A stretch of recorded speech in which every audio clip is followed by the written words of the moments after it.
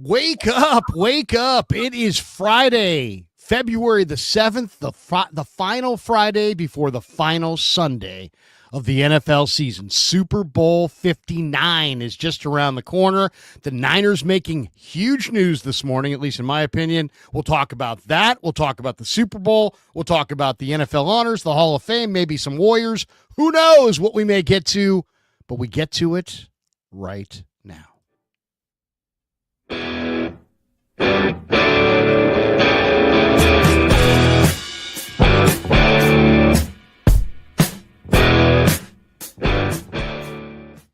Wake up, wake up. We're brought to you by Sam's Chowder House. Thanks so much for coming on by. Damon Bruce, Larry Krueger with you. Hit like and subscribe, our good friends. And as Larry said, we can now measure Super Bowl week in hours. We are 3 days away from Chiefs and Eagles. And even though I can't root for either of these teams, I think we're all rooting for a good game, a competitive game, something that gives us a fourth quarter, maybe even another overtime. And that's what the NFL is going to need if they're going to break last year's games rating records. That, or, Taylor Swift is going to have to fall out of a luxury box, which would be an international news event around the Super Bowl. So we'll see what happens. But not even 5 minutes before the show starting, Larry and I were chit-chatting about how not a lot going on in Niners news in the last 48 hours, and there probably won't be because NFL teams don't want any attention being taken away from New Orleans. And right as we said that, Tom Pelissero tweeted the following, Larry. Longtime NFL coach Gus Bradley is joining the 49ers coaching staff. Bradley, who is 58 years old, had Robert Saleh on his staff in Seattle and in Jacksonville. Now they're reunited in San Francisco. Bradley was the Colts defensive coordinator this past season. What his actual role will be with the 49ers is in that, we don't exactly know, undefined, nebulous right now, but Gus Bradley is involved with the 49ers coaching staff, and that doesn't sound like a bad idea to me at all, Larry. What do you think? Well, I mean, he's got a very ugly head coaching record. Not good. Right? He's got 14 wins. He's got 48 losses. That's, he's won 23% of his games. Bad situations. Yeah, exactly. And those were in Jacksonville. They went 4-12, 3-13, 5-11, and then 2-12. This was 2013 through 2016. But Gus Bradley is a guy who's, very well thought of. He played collegiately and then started his coaching career at North Dakota State. He played college football at North Dakota State in the 80s. The Jackrabbits, Larry? Is it Jackrabbits? North Dakota State Jackrabbits? That is, I don't know who that is, actually. I'm going to look that up. No, the Bison. The Bison, right? Okay, sorry. This is Trey Lance, North Dakota State. So, anyway, he helped the Bison win championships in 84, 87, 88. He also played safety. He was a punter. He was a 4-time academic all-conference player, got his bachelor's degree. Then he got his master's degree there in 1992. So pretty smart guy, and then started at North Dakota State as a GA and worked his way up to, defensive coordinator. First NFL job was Tampa as the linebacker coach in 06, 07, and 08. Was Seattle's defensive coordinator during the Legion of Boom. I mean, 2009 through 2012. He left to become the Jaguars head coach in 2013, and then became the Chargers defensive coordinator after that failed head coaching deal, 2017 through 2020. Then was 1 year as the Raiders defensive coordinator. Then he went to Indianapolis. And it's kind of interesting because he was hired by Frank Reich, and then they dumped Frank Reich for Shane Steichen, but Shane Steichen kept Gus Bradley. So Bradley, was there for two different regimes, and now he's out in Indianapolis. And, here's the bottom line on this, Damon. There is no cap for coordinators. There is no cap for coaches. And if you can have a really star-studded cast of excellent coaches, there is no downside. There is no there's no like, that's money you can't spend elsewhere. Nope. Every dollar you spend is just independent of everything else, and there is no cap.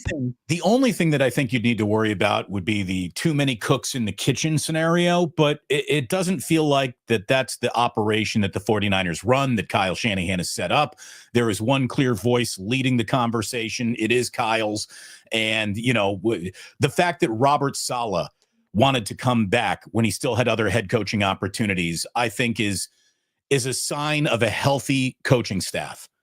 I mean, it really is. Guys often don't want to go backwards or look backwards unless they're comfortable with it. And look, what does this mean for, Brandon Staley? I don't know if it means anything, but it's harder to see Brandon Staley involved in the future with Gus Bradley now being added this morning. So, well, I mean, and this is the Niners. I mean, this is the Niners going way, way back. I mean, let's just go back to the last time the 49ers, I don't know, let's just say, since it is Super Bowl week, won a Super Bowl. Why don't we go back to that year? That was 1994, and that team's head coach was George Seifert. George Seifert was a defensive guy, but he brought in Ray Rhodes as the defensive coordinator, and that was already a staff that had Bill McPherson, John Marshall, and others. So, the bottom line is, you know what? If you can bring in a great coach, you do it. And I think Gus Bradley is an outstanding defensive football coach. Last year was kind of a weird setup, right? Because you had Brandon Staley, who had done the job before and done it at a really high level, but then had failed miserably as a head coach in his most recent stop. And then you had Nick Sorensen, who was the hand-picked guy who was on the staff the year before, who the players kind of requested, who Shanahan wanted to go to because of continuity, largely because he hired Sorensen way late in the cycle after the Super Bowl. There weren't a lot of other good candidates out there. So you had a weird pairing, right? You had a guy with a resume and a guy with, who was handpicked. And to me, we can blame Staley, we can blame Sorensen. I don't really blame either of them, to be completely honest. I really don't. Defense in the NFL is so much about athletes, which is why when John Lynch and Kyle Shanahan took this thing over in 2017, they didn't start drafting offensive guys for the most part. I mean, they drafted Kittle, but for the most part, they said defense. Reuben Foster, Ahkello Witherspoon, Solomon Thomas. They didn't take the right defensive players, but they went defense. They try to get athletes on defense. So I think the Niners are at a position now in history where they, again, need to replenish their athletes on defense on all three levels. But, Damon, either way, I like having another good established coach, and the fact that Saleh, who has some heft, has some weight as a former head coach in his own right, and a guy who was pretty much given a free rein. I think Brant Boyer was brought here by him. I like the fact that Saleh is signing off on this. Yes. I guess I don't have any concerns because he's signing off on it. Exactly, Larry. And that to me is, I'm not saying that there's a separation of church and state, and that's how offense and defense are going to work. But I think Kyle Shanahan has told Robert Saleh, that's your side of the ball. Do what you need to do to get us back to right on that side of the ball. Make the hires you want. You're going to help us in the draft room. We're going to probably prioritize a pick or two for you to make sure that you got what you need from a coaching standpoint and from a player standpoint. I like the move. It's a Robert Saleh move. How about this? If Saleh wants it, there's no reason any 49er fan shouldn't want it, right? No, totally. And I'll say this, there's one other wrinkle on this that might be fun to watch. The Niners will be looking for probably one, if not two quarterbacks, right? Maybe a veteran, maybe a rookie, but they're definitely, I think it's safe to say that it's probably likely that Dobbs and Brandon Allen are moving on. Maybe not Allen, but definitely Dobbs. I think both, right? You have Tanner Mordecai, you have Brock Purdy. There's been some rumblings about guys like Case Keenum or Joe Flacco as a veteran. But Gus Bradley's son, Carter Bradley, is a pretty good quarterback. He really is. Started at Toledo, finished at South Alabama. He's on the Raiders, I think, practice squad or bench right now. I'll be interested to see if the Niners make an effort to bring Carter Bradley in. He's a good quarterback. I mean, he really is. He's Gus Bradley's son. So if that's the reason why He's they made the move, it's a terrible move. no, that's not why they made the move. But I mean, 6'3" quarterback, big hands, really good player at South Alabama. If you're just looking for a guy to add to your room, he would not be a bad guy. I'm not saying that this precludes that or this is a precursor to that, but we'll see. Hey, speaking of added to the room, Larry, last Wednesday, I should say, we do our show. We got our good friend John Lund doing his show around the same time. John Lund could not book his own son for his show because he's on ours. What's going on? George Lund, who is, dare we say, Wake Up's Super Bowl correspondent in New Orleans. He's been down there, a member of ASU Student Radio. What an awesome opportunity. We had a great time tapping into him on Wednesday, and he's nice enough to join us here again with the Super Bowl right around the corner. George, how are you, young man? I'm doing amazing. This week's been pretty hectic. I've about done everything about everything. I've done everything. So on Monday we had opening night. Tuesday we went to the media party, which was a lot of fun. Wednesday we went out and we kind of explored the town. We had a local kind of take us around. Last night, we finally got out to Bourbon Street and explored a little bit, me and my friends. I had to kind of take them out because we were all pretty tired from the day, but we finally got out there. We explored, and that was a lot of fun. It was kind of funny the last few days. So on Wednesday, we went out to eat at a restaurant, and as we're walking in, Stephen A. Smith's coming out. Last night, we were on Bourbon Street. We saw Trey McBride and Jalen Rose. So celebrities are everywhere. Everybody's everywhere. And it's for a few good days on the show. I think yesterday was probably our best show that we've done. And then today we go on pretty soon here. Earlier day, Friday, Thursday is kind of the big hectic day. And then Friday is really hectic in the morning, but then it kind of cools off in the afternoon. We have a lot of fun guests planned. But yeah, it's been an amazing week. I think I've maximized everything that I could possibly do. We've explored New Orleans. We've been here from about 8 a.m. to 4 p.m. from when our show starts to when our show ends every day.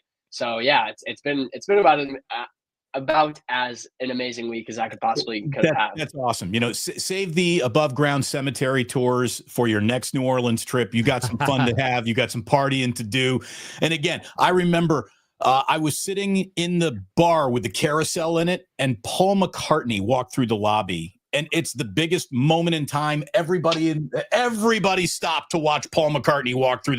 Beyonce walked through, and not everybody stopped for Beyonce. Paul McCartney made the world come to a standstill when we were there. I can't remember if you were there with me, Larry, when that happened. But yeah, the celebrity watching, the people watching, it's fantastic.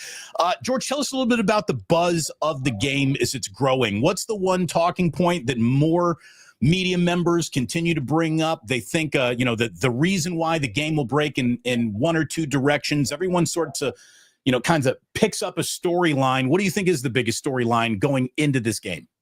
Yeah, I think the biggest storyline for me is we've talked to a lot of different guys who are Eagles guys that cover Philadelphia. We had a guy from an ASU alum who now covers the Philadelphia Eagles, and we were talking to him. We were like, hey, what are your opinions on this game? Do you really think it's going to be any different? Yeah.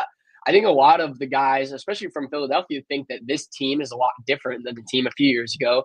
They think Saquon has really elevated this offense, and this defense is a lot better than it has been in years past. That their defense has dominated this year, and they think they will find a way to be able to contain Patrick Mahomes, especially with the extra time that they've had to prepare.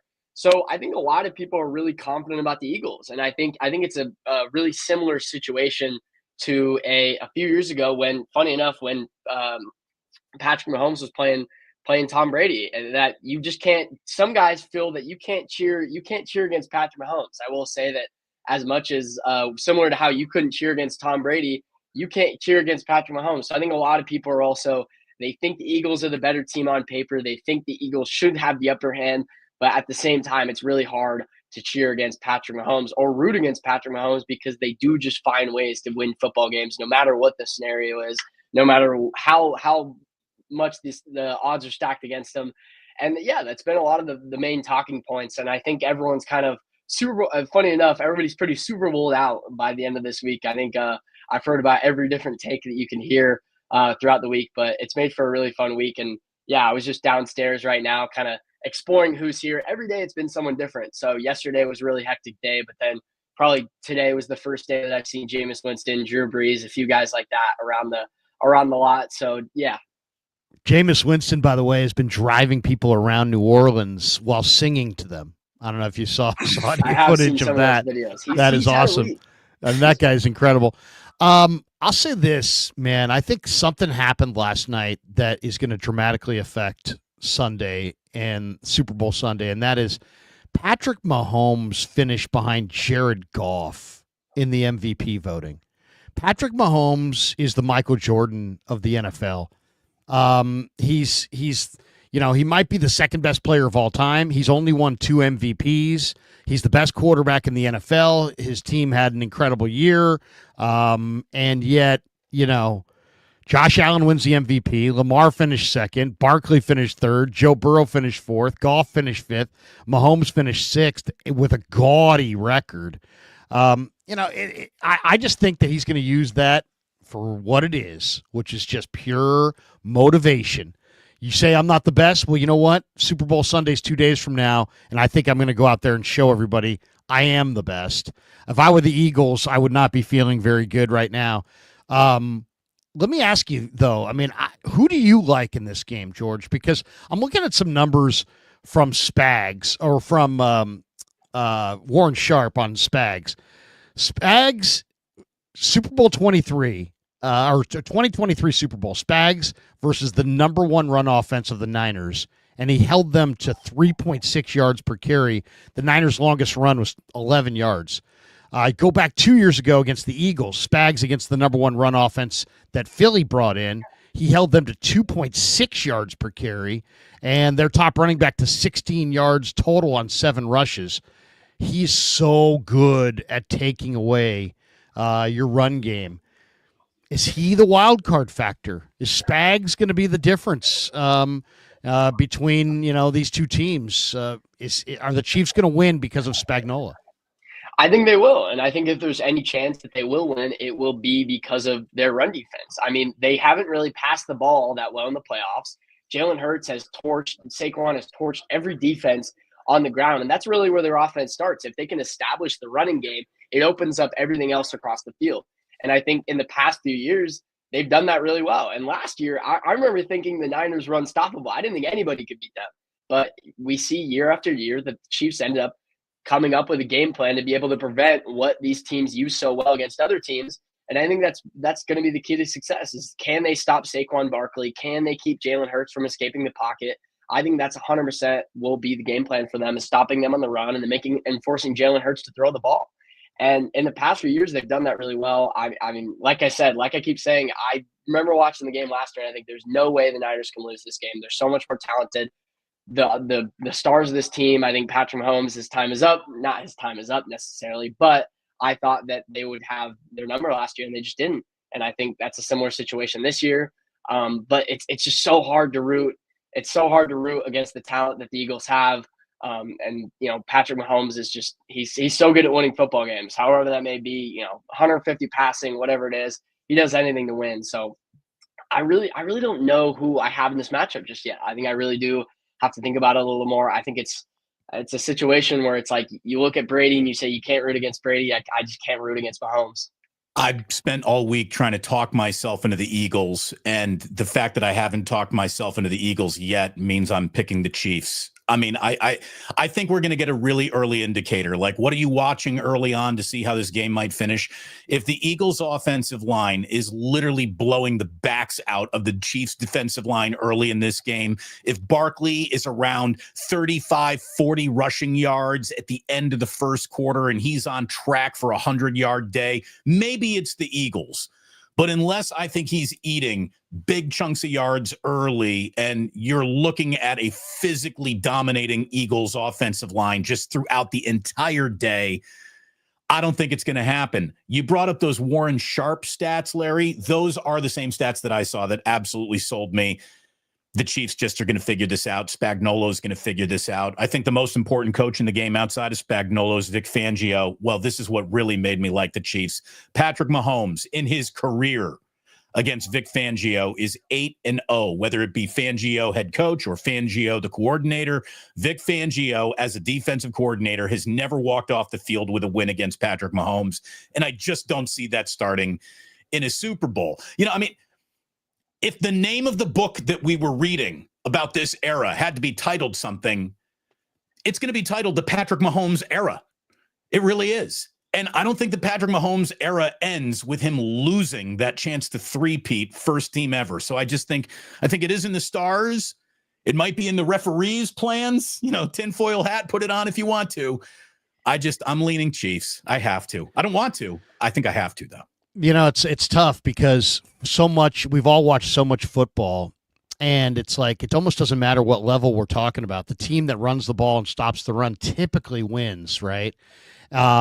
And Kansas City, I'm looking at some of the numbers here. Only 3% of Kansas City's running back runs have produced explosive gains. It's the worst in the NFL. They've got two key running backs, but the NFL average is 4.4 yards per carry. Pacheco has gone under 4.4 yards per carry in 6 of the last 7 games. Kareem Hunt's gone under 4.4 yards per carry in 7 of the last 9. So they're asking the question, how many plays does Reed waste on running backs or running the ball if they struggle? I think Philly's going to be able to run Barkley at Kansas City a little bit. I just don't know if Kansas City is going to be able to run Hunt and Pacheco at Philly at all. And that's my big concern. It's like, what if Kansas City I kind of like Kansas City because of Mahomes and Reed, but how much can you love Kansas City if it's just Mahomes and they really can't run the ball? And I think there's a very high likelihood that they won't be able to run the ball, and that could make this game a little bit more of a crapshoot, a little bit more of a dice roll than maybe some of us are thinking right now. I agree, and I think we'll know pretty early out of the jump how these two teams will end up matching up against each other. I think this could be a low-scoring game. I think this could be a high-scoring game. Because if Saquon comes out and they're establishing the run really early, that opens up so much for them. But at the same time, the Chiefs have shown in these big games that they are sometimes second half teams. Against the Eagles, they were down. Against the Niners in that early Super Bowl, they were down and they find ways to adjust in the second half. So the Eagles will have to find a way to play throughout the game that adjust to the Chiefs' adjustments. But I think it really does go both ways with this game. I think there's a million different factors that go into it. The coaches on both sides are just so good. The talent on both sides is just so good. I don't think there's a clear indicator of who I really think is the runaway favorite. I really do think this game could go either way. George, a lot of people don't know that the biggest dirty secret around media in the Super Bowl is a lot of media comes in for media week, but doesn't actually attend the game. Are you going to the game? I am not going to the game. So that is part of it, is that I'm here. I'm here for the entire week. So I've been here since Sunday. Monday through Friday is Radio Row. That is the extent of my trip. Sadly, ASU cannot get us into the game. We don't have that high of clearance. So we're just doing the radio that leads up to it. That's awesome. I will say as much as it sort of stinks not going to the game, I think I've definitely maximized this trip and made it worth my while. And I wouldn't give this up for the world. So it's been an amazing opportunity. You'll have almost a better time watching the Super Bowl from home because in person, the game stops so often for commercials and extended breaks and the long halftime. Do you think Kendrick is going to play Not Like Us, or is he going to avoid it? I think he will. You know what's really funny about that is yesterday he had a press conference just up here down the hall. And I don't know how long it was. It went on for a little while, but he was talking about the halftime show and what he was going to perform. And it was really funny because he had his own almost movie theater-esque conference room. And you go in there and you can hear a pin drop because everyone's just so there's a million cameras, everything. He was definitely the most prestigious person that's been here. You can kind of tell everybody's down doing their Radio Row. He gets his own conference room and you go in there and everyone's being so respectful to the point where you can't hear anything. I went in there and everybody whipped their heads looking at me. Who's coming in right now? You should have seen the year that Beyonce was playing. You would have thought the Queen of England were putting on a press conference.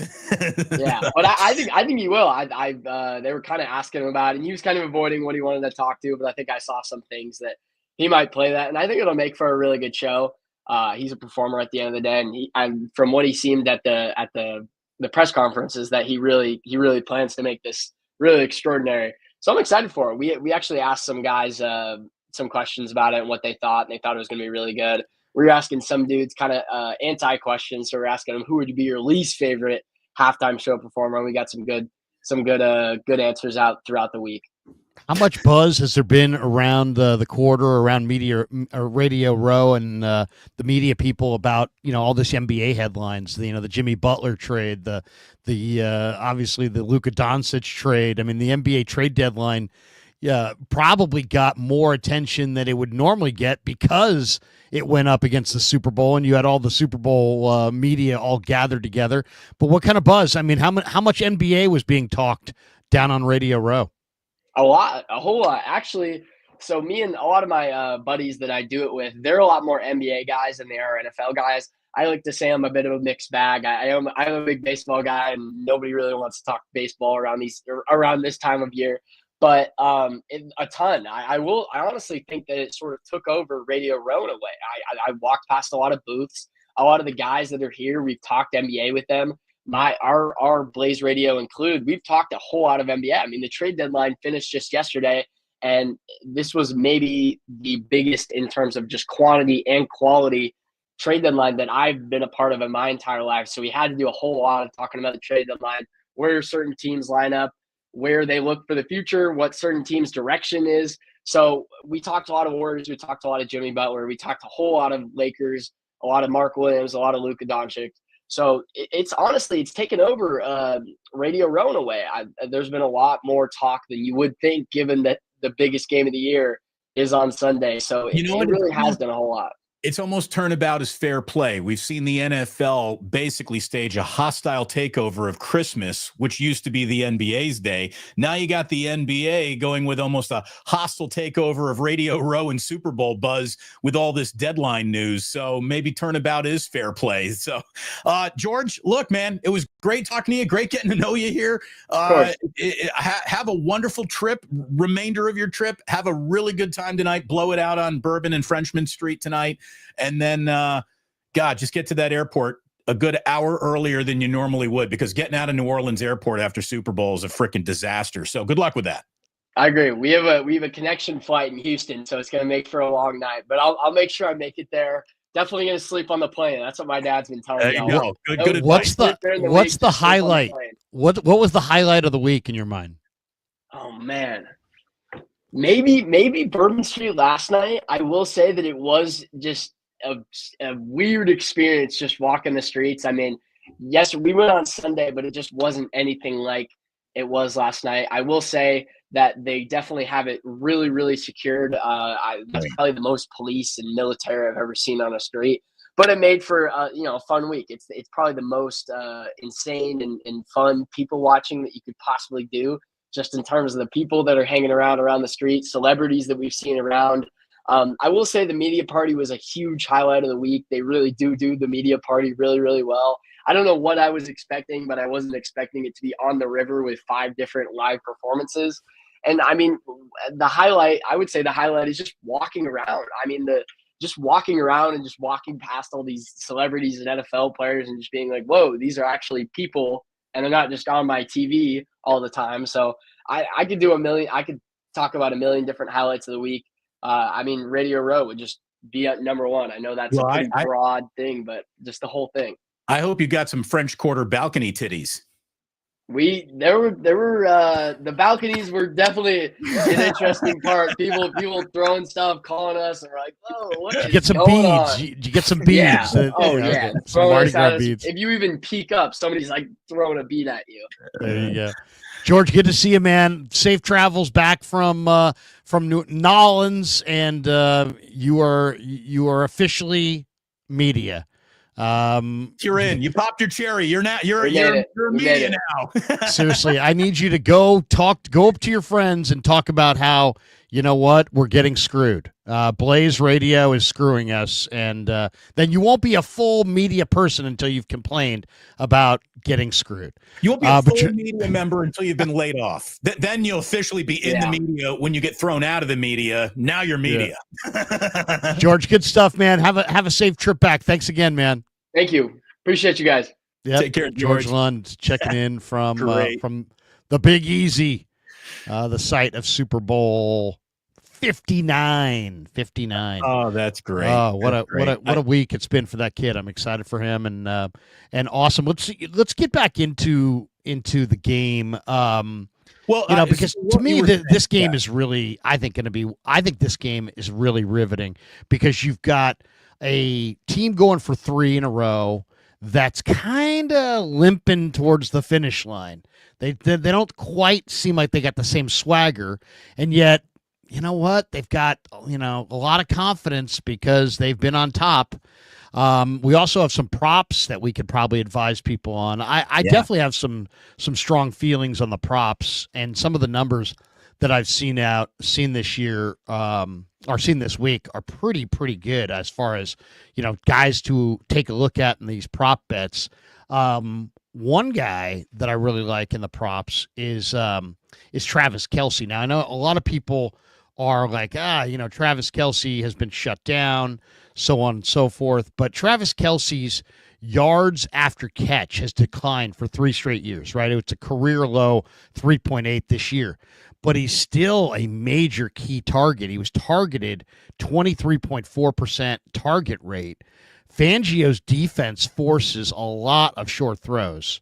And if you looked at what Zach Ertz did in the Commanders game against Fangio's defense, they targeted him 16 times. He had 11 catches, but a lot of it was underneath. So if you're looking for targets, to me, the targets over-under on Kelce is really good. It's 8.5, and I love the over on the targets for Travis Kelce. I also love the receiving yards from Kareem Hunt. Kareem Hunt, I think, is going to struggle to run the ball, but the over-under on longest catch for Kareem Hunt is only 6.5 yards. I think there's a very good likelihood that he catches 1 7-yard screen pass. I like that one quite a bit. So those are the two that stand out to me. I definitely think Dallas Goedert. If you look at Kansas City's defense, they've allowed the most yards per target to tight ends. Dallas Goedert is expected to have, a pretty good day. They're saying, his over-under is 4.5 catches, 51.5 receiving yards, 19.5 longest catch. I like over on that one. And the other one that I think is noteworthy and one people should pay attention to, you probably didn't know this, but guess who has the most targets in the end zone for Kansas City, Damon, since week 8? Most targets in the end zone for the Chiefs since week 8. Xavier Worthy. No. It's not Xavier Worthy. And it's not Goddard, so I'm out of guesses at that point. No. Goddard's an Eagle. Excuse me. Sorry. Travis Kelce would be on. A lot of people would guess Travis Kelce. The fact that you asked me means it isn't Kelce because he's the obvious answer. So yeah, it's DeAndre Hopkins. Okay. So right. D-Hop they're throwing him the ball in the end zone. So what does that tell you? It tells you, one, he doesn't have a lot of run after the catch ability. But he does he's still very sure-handed and he's got good size. So they're down in the red zone. He's running patterns into the end zone and they're throwing him the ball. So it's something to take note of because that could impact things dramatically prop bet wise this weekend. All right. Well, here are the props that I like, Larry, and we're kind of thinking similarly. So let me give you my probably most disposable. It's just a hunch. Don't put your mortgage on it prop bet, but I like the value that I get on Dallas Goedert plus 1,800 is the game's first touchdown. I like that because if the Eagles get the ball, drive the field, everybody's going to be looking at Saquon. It just feels like that opens up play action, winner, chicken dinner to Dallas Goedert somewhere in that end zone. But that's just a hunch. I mean, trying to bet or predict who the game's first touchdown is just, it's a fool's errand. But I like Dallas Goedert plus 1,800 at that price for that. DeAndre Hopkins, his receiving yard over under is 12.5. That's it. 12.5. I think he gets that on one catch. So DeAndre Hopkins over under receiving yards, 12.5. I like the over. Isaiah Pacheco's over-under for individual rushing yards is 20.5. I like the over on that because I like the Chiefs to win this game. I also think that Saquon Barkley over 110 rushing yards is something that I would consider betting the under on because the Chiefs have not allowed a 100-yard rusher since week 1, and that was Lamar Jackson. They haven't given up 100 yards to a running back all season long. And if they're going to beat the Eagles, shutting down Saquon is obviously job one. So I like them to beat the Eagles. I'll take the under on Saquon's 110.5. And Xavier Worthy as an anytime touchdown scorer is plus 150.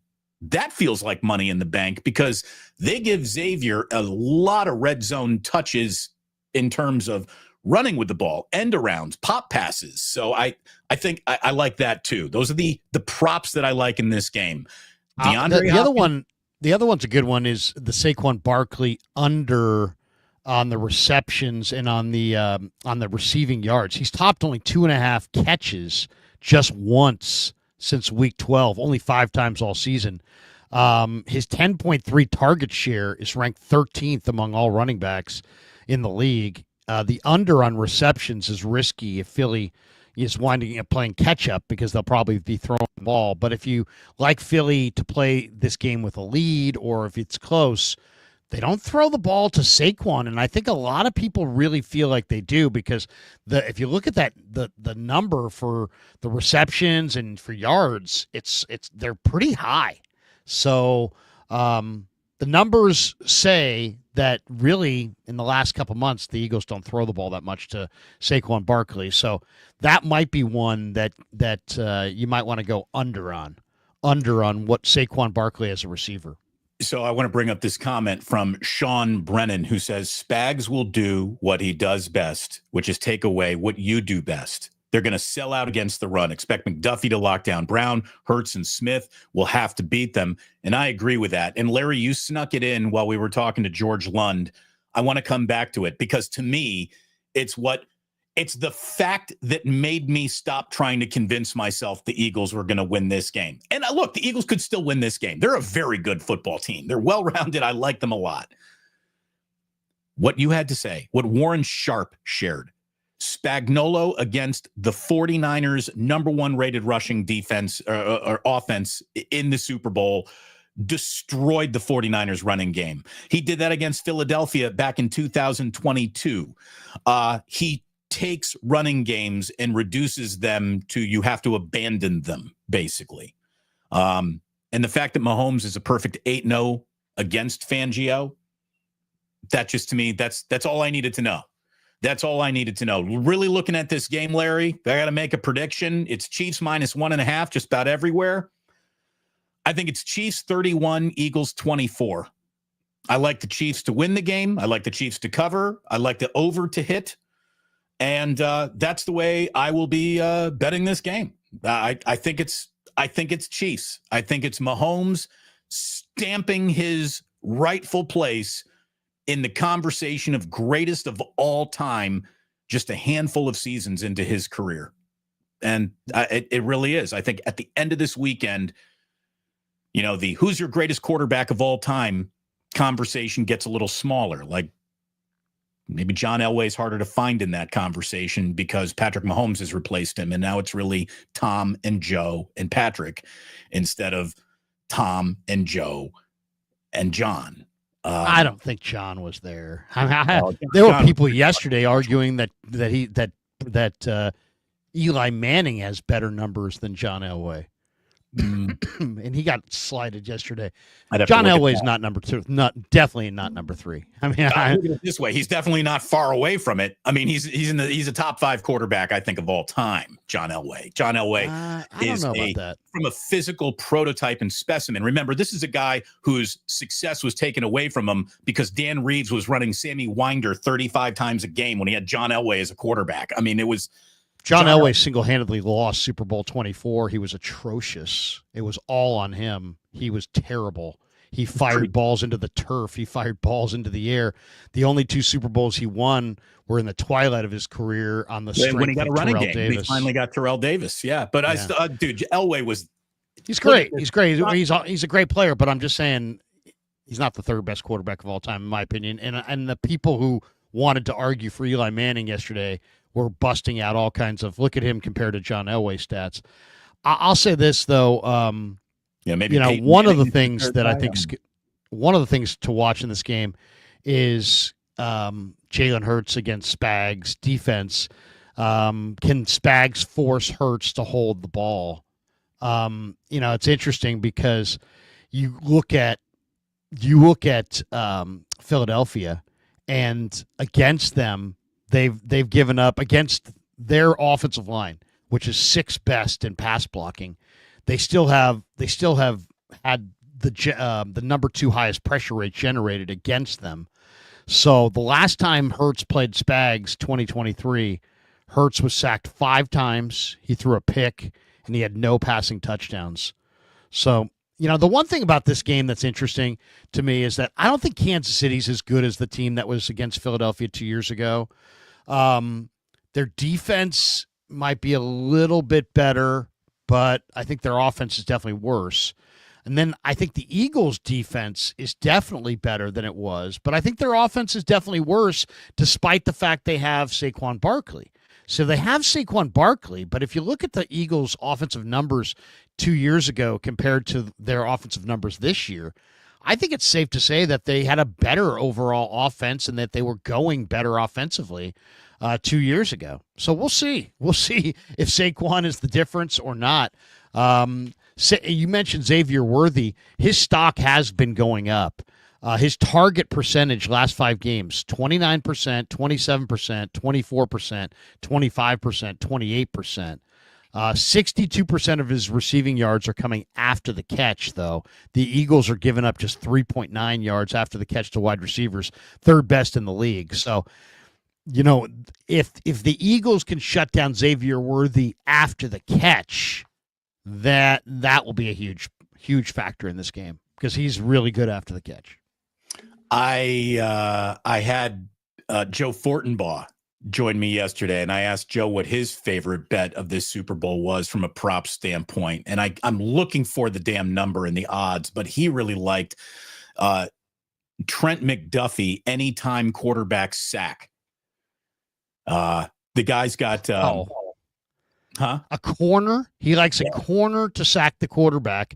Yeah, Spags only brings the corner blitz as an extreme surprise. Oh, so he uses it against Philadelphia a lot, though. McDuffie has 4.5 career sacks. 2 of them are against the Eagles. Wow. So that's, again, Fortenbaugh's always looking for the thing that, he says that no one else says. But I know that Spagnuolo is going to dial up exotic blitzes. There's absolutely no doubt about that. So I could see a corner coming. I could see McDuffie get fired like a bullet at Jalen Hurts. And let's see what Jalen Hurts' mobility is. I mean, it looked pretty good in the NFC title game, but that's a guy who's still dealing with a little bit of a knee. And we'll see. Jalen Hurts, if the Eagles are going to win this game, I think it's because Jalen Hurts played to an MVP level more than Saquon Barkley did it. I think Jalen Hurts is going to have to win this game if the Eagles are winning this game. Wow. I think there'll be some complaining. The Chiefs' biggest penalty weakness is false starts and offensive holding. Those 2 calls made up 49% of their penalties this year versus like 38% for the Eagles and 38.9% the league average. So well over the league average. The Chiefs' biggest issue is false starts and offensive holding. But the NFL historically calls these less in the playoffs, and obviously that benefited KC, in the last couple of years. We'll see if it benefits them again. That will be a big one. If the Chiefs get called for a bunch of false starts and a bunch of holding penalties, that could sway the game to Philadelphia. If they don't, then that could sway the game to Kansas City. Right? We know that that's not happening. If the preponderance of calls in this game go against Kansas City, that would be like the first time all year that has happened. So I don't know. But you never know. You never know. I mean, it's the biggest game. There's an awful lot of people that have made that a talking point this week. By the way, if you looked at the numbers on Jalen Hurts' stats when he's pressured and when he's clean, they're just unbelievable. His out of 37 quarterbacks when pressured, he's 37th in success rate, 37th in EPA per attempt, 33rd in quarterbacks, or 33rd in sack rate, and 32nd in yards per attempt. I mean, that is amazing. Kansas City is 6th overall in defensive pressure rate in quarters 2, 3, and 4. So they put a lot of pressure on the quarterback after the first quarter, and Hurts has been horrible against pressure. So to me, that seems like an overwhelming thing right there. A major angle on this game is just, and that's why I think Hurts deal with pressure. I think Spags is going to unload the bucket of blitzes on him. On that number alone, you got it, right? I mean, you would think. And then you look at Kansas City. I mean, they're just such an interesting team. Fangio, I think, in a lot of ways, could be the wild card. He never gives up a lot of big plays. He kind of forces everything to be in front of you, which is kind of why I like the under, because I like the fact that Fangio doesn't give up big plays. His defense doesn't go over. They don't get up over the top. They kind of force you to drive, and then I think Kansas City is going to try to have some balance, so they're going to mix in a few runs as well. And I just think it's going to be kind of a lower scoring game. I think the defense, it's funny. Kansas City, though, even though Fangio's defense doesn't give up big plays and forces these methodical long drives, this year Kansas City is number 2 in the NFL out of 192 teams since 2019 in rate of passes thrown at or behind the line of scrimmage. So we'll see. Yeah, Andy Reid can beat you with a screen game. Andy Reid will screen you to death. Yeah, so that could be a major angle on this thing as well. I saw this too, Larry. The just who are the Chiefs right now and what they're doing to the sport of football right now in their last 24 games. And this excludes week 18. Again, the throwaway week that didn't matter to them. They didn't play. The Chiefs are 23-1 in their last 24 games that matter. And in that stretch, they played Buffalo 3 times, Baltimore twice, Cincinnati twice, San Francisco twice, Houston twice, the Chargers 3 times. That includes 6 playoff wins and a Super Bowl. I mean, they're just cooking in every single big game and big situation that they've seen for the last 3 calendar years, basically. They are so freaking easy to bet on because they just keep on, they check the box. Did you win that game? All the time. They really do. And, the all-time greatest quarterback, blah, blah, blah, all-time greatest dynasty, I don't know. There's a lot to debate. There's a lot of history. There's been a lot of really great teams. But here we are. We are at a stretch. If the Kansas City Chiefs win a 3rd Super Bowl in a row, whether you want to admit it or not, this is one of the greatest football teams of your lifetime. This is one of the greatest teams of any sport of your lifetime.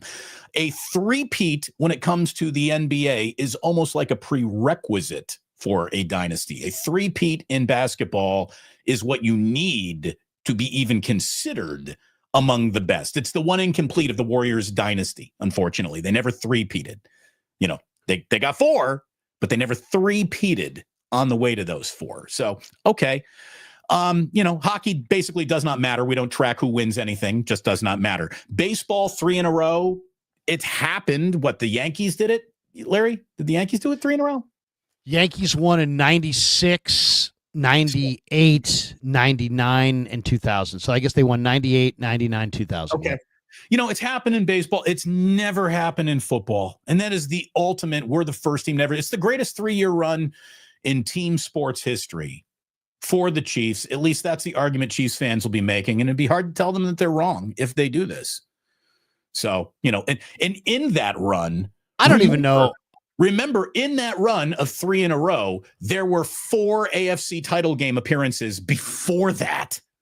That's extraordinary. The Niners won 84, right? They won in 84.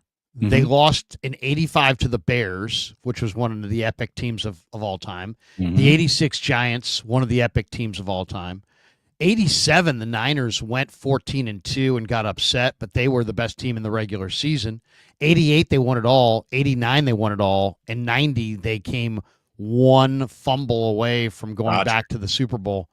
That was probably the best team I've ever seen. So the Chiefs are already 24 Super Bowl 24. Joe Montana led Niners were the best team in football. They were the deepest team in football. The Chiefs already are in a little uncharted territory. There's no team that's ever reached 3 in a row. There's no team that ever had the chance. No, excuse me. Wait, no, I thought the Dolphins reached 3 in a row.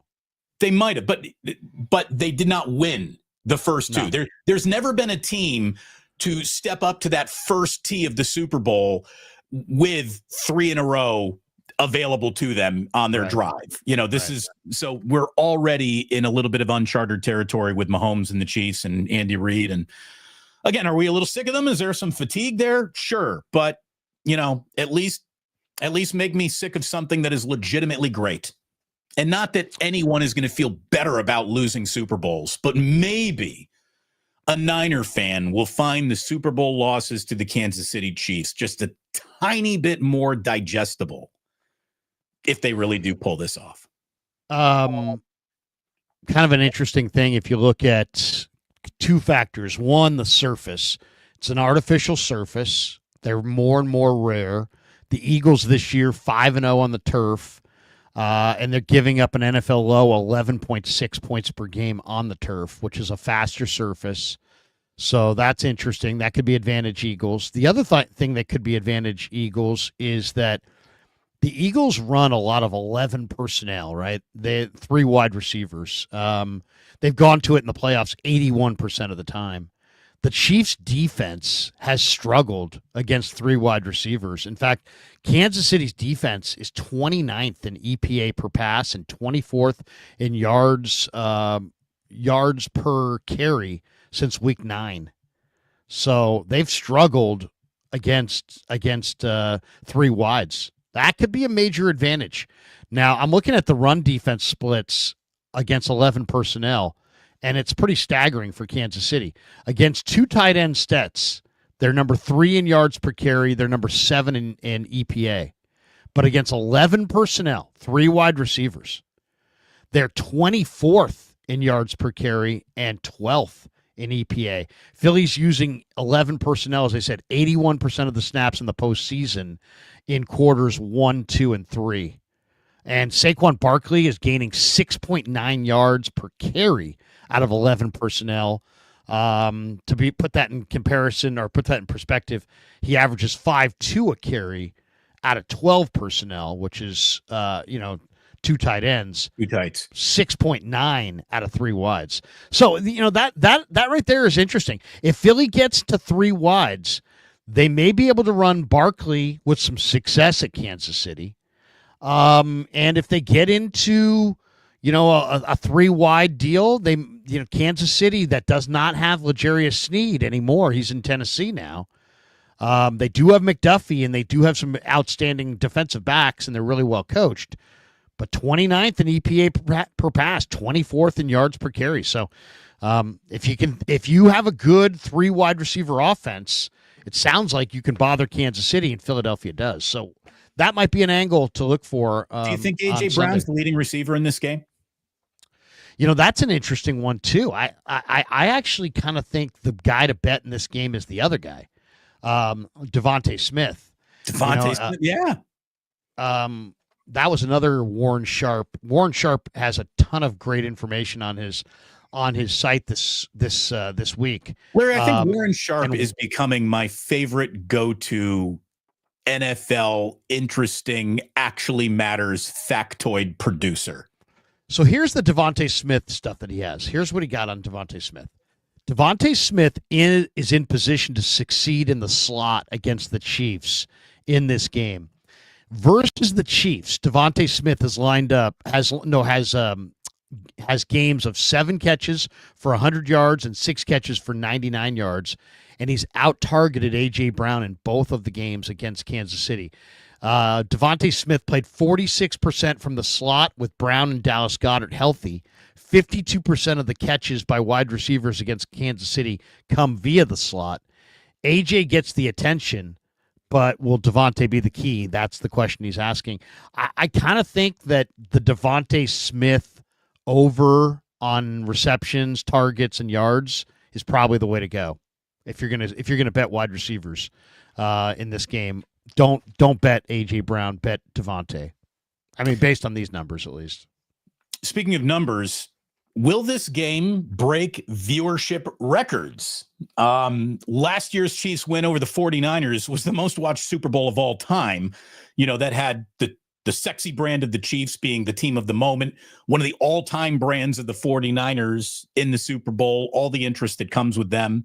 You had Taylor Swift, you had Las Vegas, you had a game that went to overtime, like the perfect combination of what it takes to be the most watched television show of all time. It averaged 123 million viewers throughout the game. In order to top that, Larry, I mean, this game is going to need a close fourth quarter. It's going to need overtime again. It's going to need an event with Taylor Swift at some point. I mean, I think there's a chance, but I wonder if true, legitimate, and it feels like the NFL is almost a little bit worried about it, the way that they've sort of had talking points against, referees favoring Kansas City. The whole "I'll never watch football again" boycott lasts until about kickoff every single time you hear it. But I wonder if this is going to actually affect a rating at all. I mean, I bet you this: it's no worse than the third most watched Super Bowl of all time. No one's boycotting Super Bowls, no matter how tough they talk. No, I mean, why? Why would you? I don't. What would be the primary reason to boycott this? Because I'm angry at NFL officials. I think the game is rigged, is what so many people are saying. No, I mean, I do think that if there are dubious calls that go against Philadelphia and hand Kansas City or Mahomes automatic first downs in key situations, that people will say fix. There's no question about that. They'll be complaining. They'll be complaining. Yeah. The first time that flag erases a Mahomes turnover or a first down for the Eagles, the Twitter's going to buzz. What did you think of the awards last night? Did you watch NFL Honors last night? Didn't really watch any of the awards. I was watching Warriors and Lakers more than anything else. The Josh Allen. Sorry to hear that. Yeah, really. That was a brutal game. Josh Allen winning the MVP while Lamar is named first team All-Pro is, a lot of people are talking about how that's a little illogical. I could see why that vote got split if you thought of giving Lamar your offensive player of the year instead of his MVP consideration. I mean, to me, I really think maybe the MVP of the league was Saquon Barkley. So I don't even know if they got the decision right, but I really don't care about these things. I saw that George Kittle was honored for his salute to service and his dedication to, the United States military and how good he is to those folks. I'm glad that he got recognized for that. Saw that Eric Armstead, former 49er who's done a ton of charity work up in Sacramento, be named the Walter Payton Man of the Year. Good for him. Eric Armstead is a true heart when it comes to giving back to his community. He's done a lot already. In his new location in Florida too, apparently. So, just good feelings all around, I guess, for that. I really don't care about the NFL MVP debate as much as some other people do. I mean, I just, the numbers kind of show that it really should have gone to Lamar. I mean, Josh Allen they played head to head. Lamar's team won.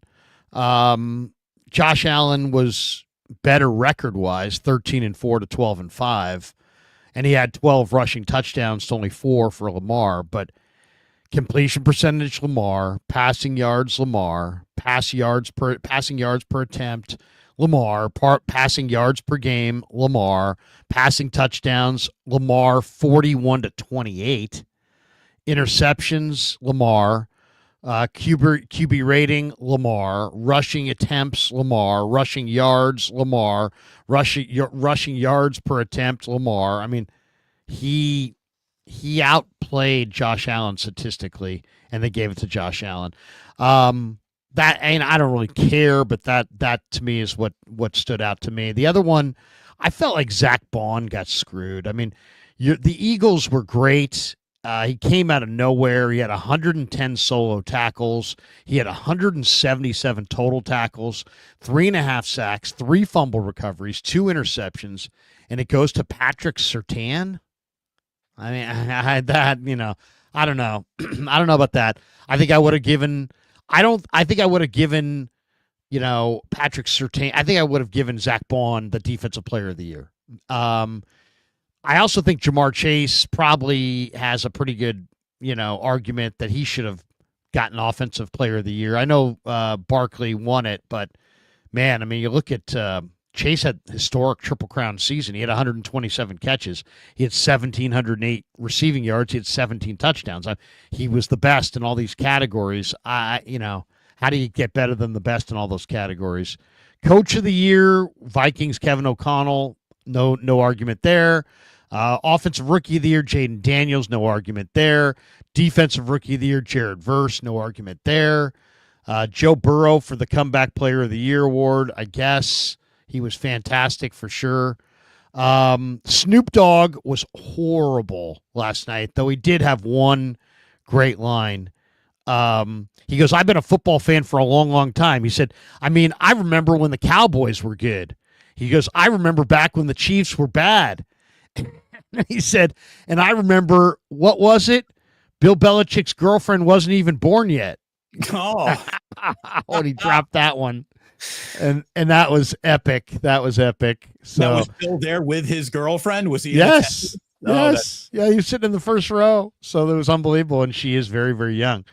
Also last night, the Pro Football Hall of Fame class of 2025 was announced. And it's Jared Allen, Eric Allen, Antonio Gates, and Sterling Sharp. And I know there were a lot of people who were like kind of bitter at Sterling Sharp.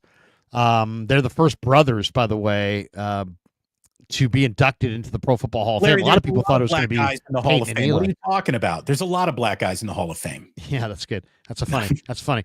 But many people thought Peyton and Eli were going to be the first brothers to make it, but it's actually Sterling and Shannon Sharp. So anyone who's arguing against Sterling Sharp being in the Hall of Fame is too young to have watched.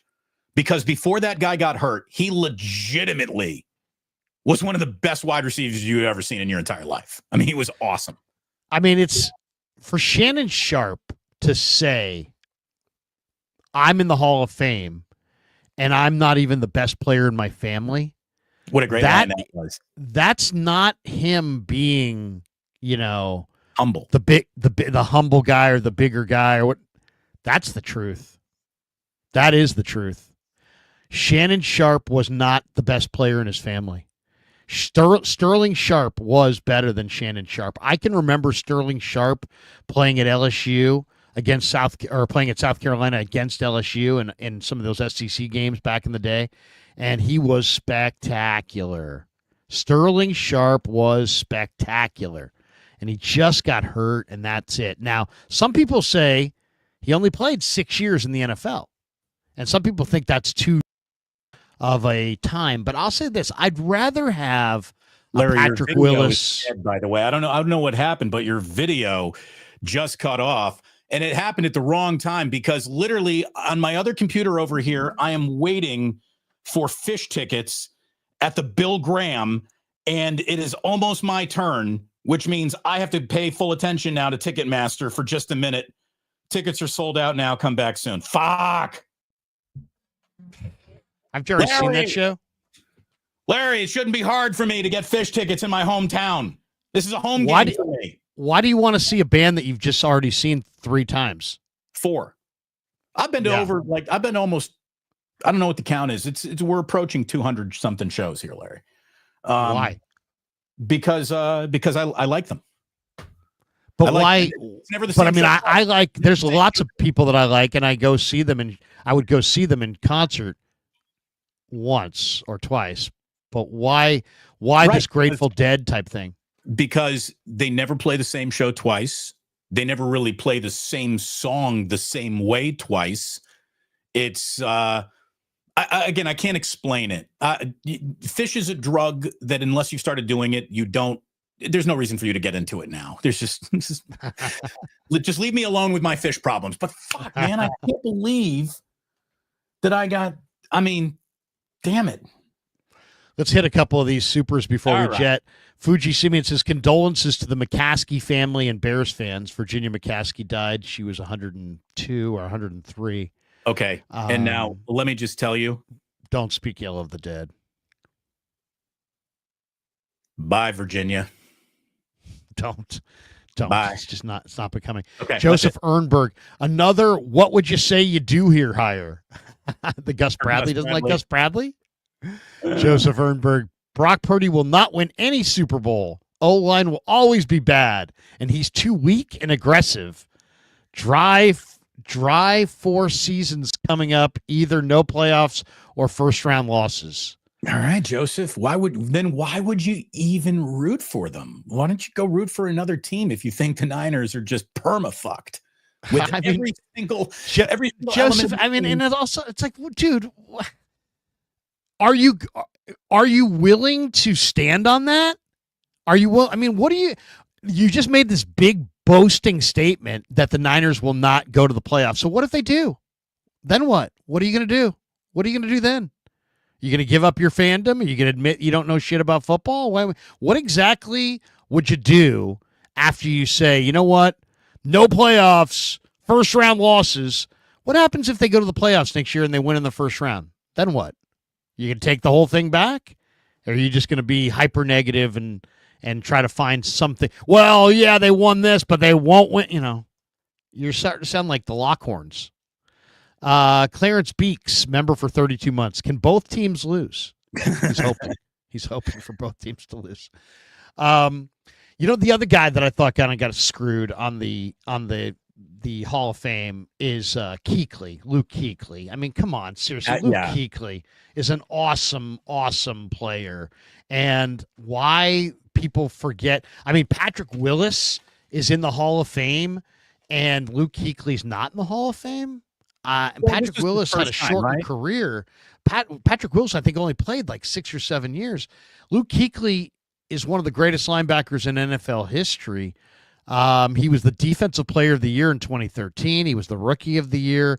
He was a 7-time All-Pro. He was a 7-time Pro Bowler. He was a 2-time NFL tackle leader. He's on the All-Decade team of the 2010s. He won the Butkus Award in college 3 times. Was this his first year of eligibility? Yeah. Luke Kuechly should have made it. He should have been a first ballot. That was very disappointing. He's in. He'll be in next year. He's a great, great player, man. I don't know if just because he didn't play on good enough teams. I mean, he went to the Super Bowl. Frank Gore next year is eligible for the Pro Football Hall of Fame, class of 2026. Larry Fitzgerald and a number of great players. Will Frank Gore be a first ballot Hall of Famer? I don't think he will be. He will be. I think he gets in, Larry, and he should get in. But if you want to make the argument that his numbers are just a compiling numbers because he was durable and he played so many seasons, you know, people almost hold that against him. Frank Gore never had the one, holy shit, this guy is the best running back in football season. Not one of them. But he was so consistently very good for all of those years and a jack of all trades. Like if blitz pickups mattered as much as they should, he would be a first ballot Hall of Famer. Frank Gore was who you want with you in the trenches at all times. What a shame that he didn't get a goal line touch in the Super Bowl. I mean, that's the difference right there between first ballot and not first ballot. Right there. If he had gotten that, if they had marched it in, won the Super Bowl on Frank Gore's back, he's in first ballot. He probably won't be in first ballot. I'll say this too, as a 49er fan who watched every single game of Frank Gore's career and every single game of Roger Craig's career, Roger Craig was better. Roger Craig was the better player. I mean, there's just no doubt in my mind. Frank was an awesome blocker, but Roger was a better blocker. Frank was a decent receiver. Roger was a way better receiver.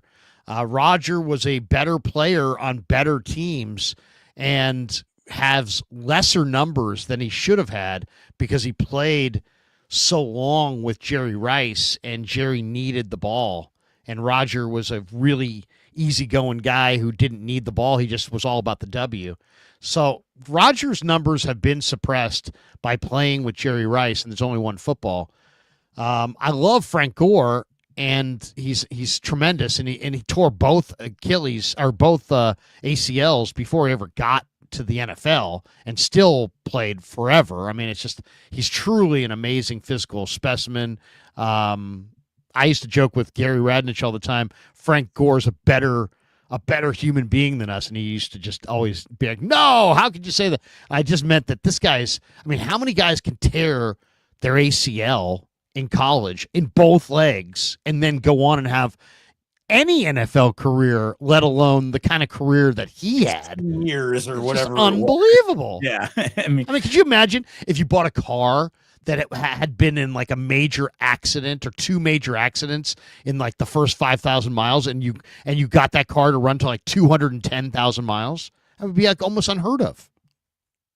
And that's Frank Gore. So I love Frank Gore. He's got tremendous career. But the one part about Frank Gore's career that I didn't like, and this happened, is that when things were going bad at the end, he literally imploded. He had Carlos Hyde looking up to him Carlos Hyde was a rookie. Frank was a veteran.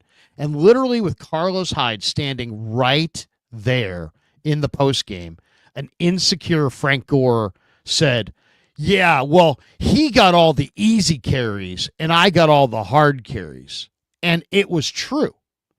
Frank had gotten all of the carries that you knew they were going to run the ball, and here comes Frank. Where Hyde got a lot of carries in, like, hey, the gun run, it's 3rd and 13, and here's Hyde. He was right about it, but you should have seen the look on Hyde's face as his hero, the guy that he looks up to most in football, was holding court next to him in the locker room in front of the media, throwing him under the bus. And the look on Carlos Hyde's face was like, damn, really? And I just thought that was such an insecure moment for Frank. And it's like, come on, Frank. That was bad. Yeah, and I mean, he knows one unbecoming moment in an otherwise, he never said the wrong thing career. And that's just desperation holding on to the end, really, I think. I just think it's sad. It's sad. It just kind of shows that some guys are fueled by insecurity. And that's a big driving factor in some guys' careers. But I still think he belongs in Canton, but I believe that Roger belongs there first. And I think that most Niner fans would agree with me. And Roger's now, maybe out, not. Right? Maybe younger Niner fans who didn't see Roger. But just remember this. The greatest Niner team of all time may have been the 84 Niners. In their biggest game, Super Bowl 19, Roger Craig was the MVP. They gave it to Joe Montana. Roger Craig in that game became the first running back in the history of the Super Bowl to score 3 touchdowns in a game. And he still didn't get the MVP. So, it's just Roger's greatest moment was overshadowed and forgotten because of Joe. Roger's worst moment has never been forgotten and ended their run for a three-peat. And I just feel like it's a little bit held against him. It's totally held against him. And also Jerry's workout that people, Jerry Rice. That was Roger's workout. It was Roger's workout that Jerry copied. And then Jerry, because Jerry's Jerry, all of a sudden it became Jerry's workout. Right. We're sprinting up hills and fucking Morgan Hill, right? I mean, yeah. It's amazing. We've talked an awful lot about how the 49ers had their bad year that they just had because of a totality of blown draft picks sort of catching up with them. Yeah.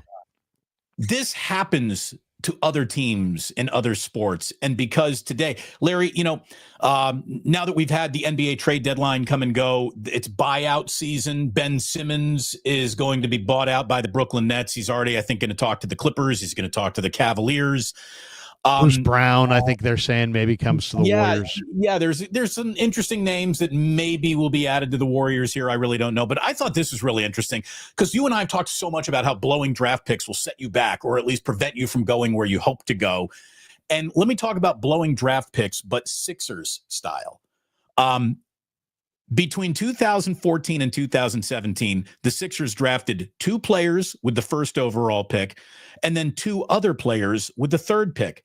Those 4 players, Joel Embiid, Jahlil Okafor, Ben Simmons, and Markelle Fultz. Those 4 players have combined to play a grand total of 36,000 career minutes in a combined 33 career years. Just to let you know how unavailable that really is, Allen Iverson himself played 37,000 minutes in 14 years. So, you draft guys, whether they're talented or not, if they're unavailable, they ain't helping. And if you really look at how close the Sixers have been, yet remaining still as far away as they are, it's those handful of picks that undid them. The same way the handful of picks that the Niners blew year after year, these premium first, second, third round picks, it's caught up with them. And I just think that that's caught up with the Sixers. All the Ben Simmons news, I thought that was really interesting today. We haven't talked any at all about the Jimmy Butler trade for the Warriors. What do you think of it? I'm curious, but I'm really not that impressed by it. And getting older is not the direction I thought that they really needed to go in. Well, okay, so couple thoughts, I guess. One, I was really thrilled that they didn't trade Jonathan Kuminga, who's 22, for Kevin, I don't want to be in the Bay Area, Durant, who hates the owner, hates Draymond, hates everybody basically but Steph and a couple scrub players, hates the media, hates the market. The Warriors, they acted like, hey, by the way, did anybody want to check with KD to see that he wanted to have this reunion? They just assumed, oh, he wants back. No, he doesn't. He didn't want any part of it. So I was really glad that they didn't trade Kuminga for KD. That was my first thing. As far as this deal goes, Andrew Wiggins needed a change of scenery. All right. The Warriors, he just drifts. He drifts in, he drifts out. He just, he was really good and fired up the year they won the title over the Celtics, and he rebounded like a vengeance, but he hasn't been the same rebounder since, and he doesn't show any interest in wanting to get back there. So he needed to go. He needed a change of scenery. Now, I know he's been playing well this year, and Warrior fans are like, now you can't trade him. Don't trade him now. Oh, my God. But I like Jimmy Butler as far as he's fiery. Steph's knees are shot. It's fiery, though, but it's a fiery that will either go well or completely implode with the Golden State Warriors because he and Draymond are having a fatwa in the locker room. Yeah, but see, they paid the fiery insurance, which is they paid him the money. The whole problem with, somebody asked him yesterday in the presser, hey, why were you unhappy in Miami? And he couldn't say the truth, because the truth is he wanted a big money, $55 million 2-year extension. It was all about that, and the Heat didn't want to pay him. He didn't want to say, I wanted the money. He didn't want to say they wouldn't pay me the money. So he's like, I don't know. I really don't know why I wasn't happy there. That was just the most ridiculous lie of all time. I'm not really sure why I wasn't happy. He's not much of a shooter. And a player at his age is eventually going to lose the athleticism and the ability to drive to the rim. I don't think Jimmy is necessarily a standout defender either. I mean, look what you gave up to get him, and to me, it gives them at least a defined. They have a defined direction now for the next 2 years. They're going to be paying Jimmy Butler, Draymond Green, and Steph Curry a shit ton of money, and that's their direction for the next couple of years. So, but I didn't mind it. I didn't mind it. One, they didn't trade Pods. They didn't trade Kuminga. They didn't trade Moody. They didn't trade TJD. They didn't trade Post. They didn't trade Santos. They have 6 interesting young players. Those 6 interesting young players all stayed. Dude, so I have no problem with that. Brandon Podziemski needs to just skip practice from here on out and do nothing but shoot free throws in his free time. Brandon, but you cannot be an undersized, sort of stuck in the middle of a lot of things guard who cannot hit free throws. No, you got to be able to make free throws. I mean, A month ago, he wasn't even making threes. He was shooting 18% on threes. Now he's starting to shoot threes better. He just got to focus on shooting and his form, not leaning forward. But overall, I like the Jimmy Butler addition. First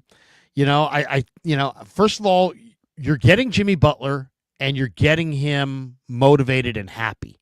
So I think it's a pretty good acquisition. Do I think they're going to win a title? No, but they don't want to waste. They're not in the Western Conference Finals. I don't know if they win a first round series. I don't even know if they're going to be a playoff team, honestly. But I mean, they better be with this commitment. He's a winner, though. This guy's a winner, and I loved what he said too. He's like, I'm a winner, but I haven't won the ultimate, series, the finals. So he's a motivated. He's a guy who's a winner. He's tough and he's motivated. You know what? And I'm excited. Isn't that Chris Paul again? I mean, No. This guy's got way more left than Chris Paul. I mean, Chris Paul was 38. Chris Paul played well for the Warriors. It wasn't like he didn't play well. Not really. He was a turnover machine, and he did the opposite. But he played well. I mean, he played well for them. I mean, they won games. I mean, he looked pretty good. I mean, I didn't think Chris Paul, I thought was a pleasant surprise in how he played. I wasn't disappointed in how Chris Paul played. I just didn't like the fact that you traded a 22-year-old for a 38-year-old, and I didn't want to see him do it again. But I think that Jimmy Butler will fit in because he'll want to fit in. He says he's happy to be wanted again. He said he's had his family time. He said he's found his joy in basketball. He said he's in shape. I don't know. We'll see. Kerr's greatest attribute is his personality and his ability to manage personalities. So at least that should be keeping things calm in the locker room. Now, do they just have a team that can go out and get buckets? I mean, Kuminga coming back. Look, Kuminga, Draymond.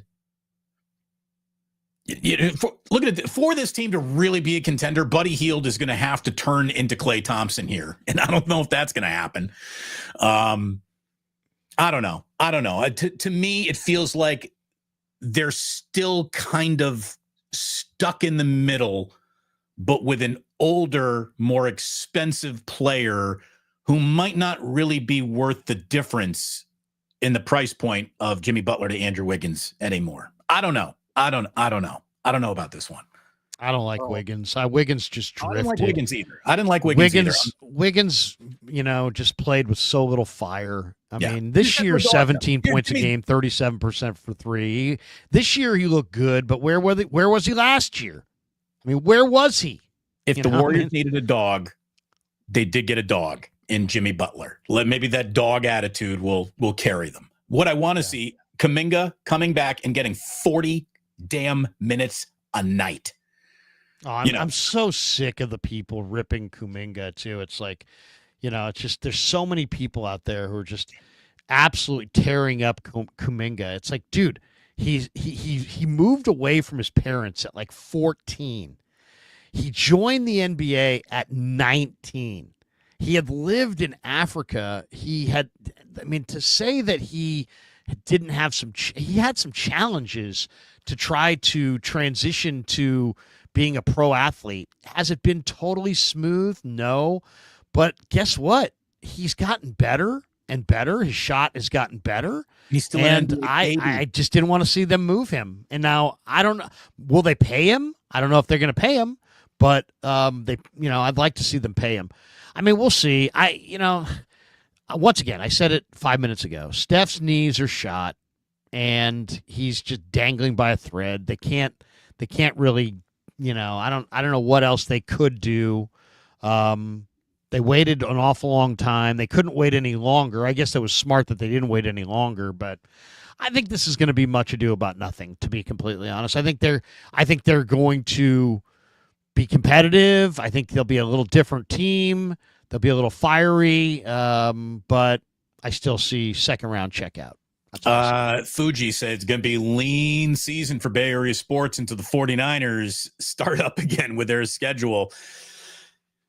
I mean, the summer is hardly going to belong to the San Francisco Giants. That's for sure. So, it probably will be a little lean around here, which means you will hopefully be leaning into Wake Up as this show continues to be with you 3 days a week, Monday, Wednesdays, and Fridays at 9 a.m. West Coast time across both the Krug Show and the Plus. And we're going to keep it on going. We're going to have draft ramping up here. We'll be back on Monday to recap the Super Bowl. Let me one more time, Larry, invite anyone who doesn't have Super Bowl plans to come on out to the Halfway Club on Geneva here in San Francisco. My buddy Greg has given us the back room to his bar, which has got a big screen TV. He's going to have food and drink specials. So come on out and hang out. Larry, I don't know if you and Kevin got any plans to come into the city on Super Bowl Sunday. If you do, please join us. And if not, I understand. You know, it's also fun to watch Super Bowls with a six-pack in your family right on your own couch. That's also great. So anyone who wants to come out, though, please come on out. It's going to be a really good time.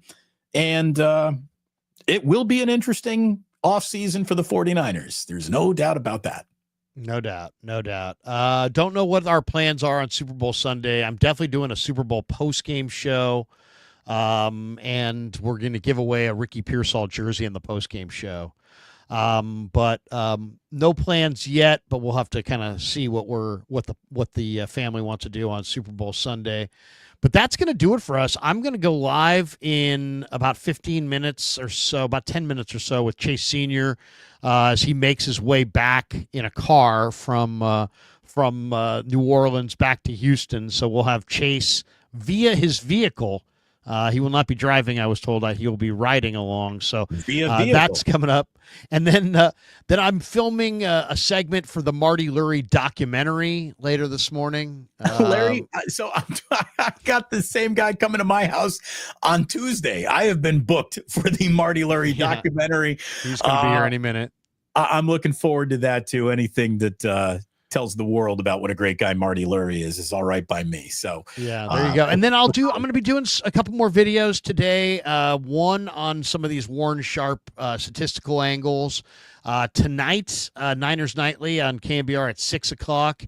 And I'm trying to get Mark Ibanez to stop by because the passing of Dennis Richmond yesterday. Yes. And also Mark, you know, obviously has watched so many Super Bowls and he's a big Niner fan and this and that. So hopefully we'll catch up with Mark.